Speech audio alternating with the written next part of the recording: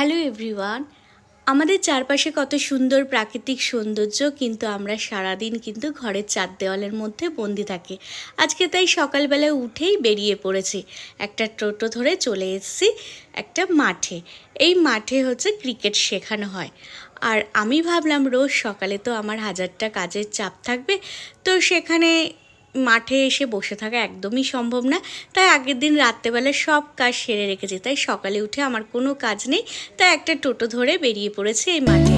এই মাঠে ক্রিকেট শেখানো হয়, আর এত ভারী ভারী এখানে লেদার বল দিয়ে খেলানো হয়। তো এখানে হচ্ছে মিঠি ছোট, তাই ওকে একটা ফুটবল দিয়েছে।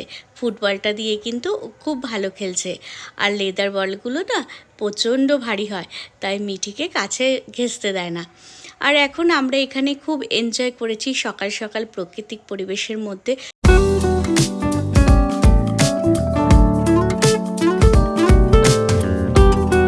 আর মিঠির বাবা দেখো আমাদের সবার জন্য আইসক্রিম নিয়ে এসছে। আর সকাল থেকে না আমরা এত ক্লান্ত হয়ে পড়েছি, কারণ ক্রিকেট মাঠে ক্রিকেট শিখিয়েছে আর আমরা প্রায় 3-4 ঘন্টা ওখানে বসেছিলাম। তো বাড়িতে এসে কোনো রকমে একটু মাছের ঝোল ভাত খেয়ে শুয়েছিলাম। তো এখন উঠে এই আইসক্রিমটা দেখে একদম চাঙ্গা হয়ে গেছি। মানে এত খুশি হয়েছে আমরা সবাই। আর কেশর আইসক্রিমটা খুব ভালোবাসি।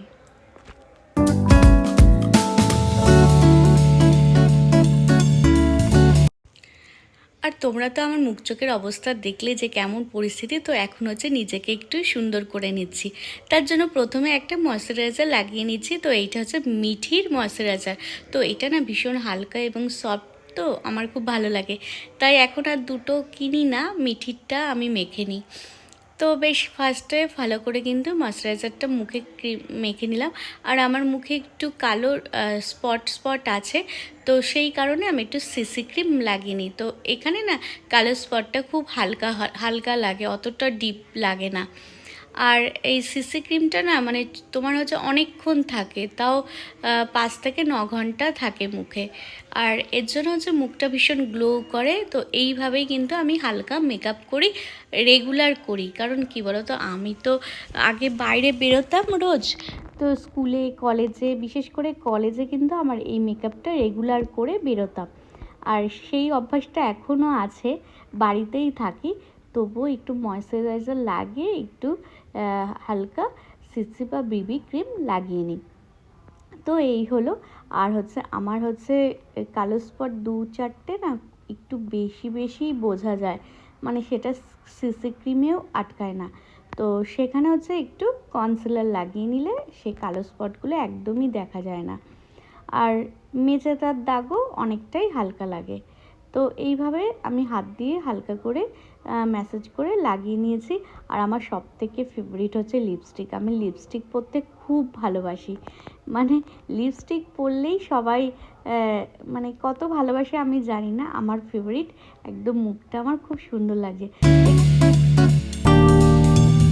হ্যালো বন্ধুরা, আজকে মাঠে গেছিলাম। মাঠে সকালে 3 থেকে 4 ঘন্টা বসে থাকতে হয়েছে। তো কি হয়েছে জানো তো, মানে আগে মাঠে গিয়ে বসে থাকতাম, এখন ঠিক বসে থাকতে পারি না। এখন মিঠির পেছনে দৌড়াতে হয়। ও সারাক্ষণ মাঠে দৌড়ায়, ওর পেছন আমি দৌড়াতে হয়। কারণ কি বলতো, ওখানে ক্রিকেট শেখানো হয়। ক্রিকেট হচ্ছে লেদার বলে, মানে কাঠের বলে খেলা শেখায়। আর ওইখানে সবাই যেহেতু ব্যাট বল করে, সবসময় কোনো একটা বল আসার সম্ভাবনা থাকে। তাই মাঠের কোচ আমাকে প্রচণ্ড বকাবকি করে, কিন্তু কিছু করার নেই। মিঠুই কথা শোনে না, একদমই কথা শোনে না। ও শুধু মাঠের মধ্যে দৌড়ে দৌড়ে মানে সবার সাথে খেলবে। তো মিঠির কোচরাও দেখছে যে মিঠির কোচ মাঠের কোচরাও দেখছে যে ও এত বায়না করছে, তো ওকে খেলার জন্য একটা আলাদা জায়গা করে দিয়েছে। তো সেখানে ও খেলে বাচ্চাদের সাথে। তো আমারও সারাক্ষণ ওকে গার্ড দিয়ে রাখতে হয়, কারণ লেদার বলগুলো না মানে কাঠের এত শক্ত হয়, তো সেগুলো চলে আসতে পারে। এই কারণে আগে আমি মাঠে গেলে আমার খুব ভালো লাগতো, কারণ সারাক্ষণ বসে থাকতাম আর বন্ধুদের সাথে গল্প করতাম। এখন তো গল্প তো করতেই পারি না।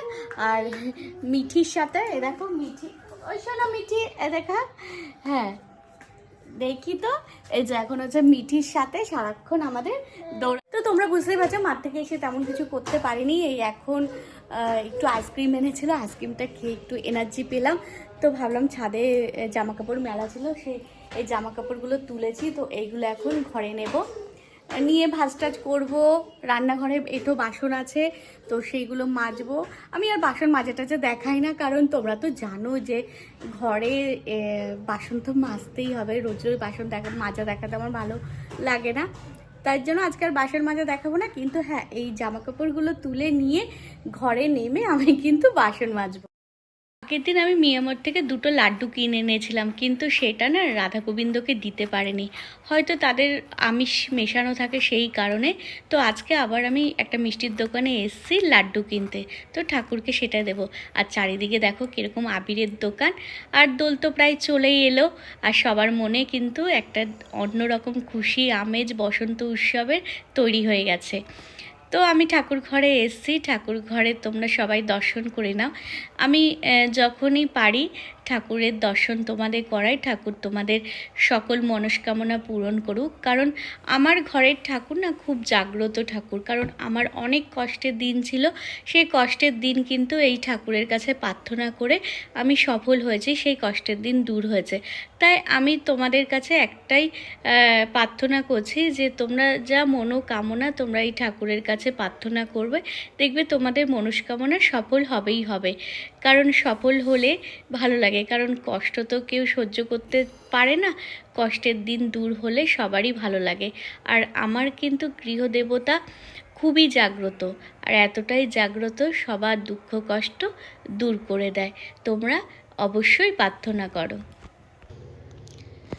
আর এই দেখো, এই লাড্ডুটা আমি এনেছিলাম ঠাকুরের জন্য, কারণ আগের দিন দিতে পারিনি, তো তাই আজকে ঠাকুরকে দিয়েছি।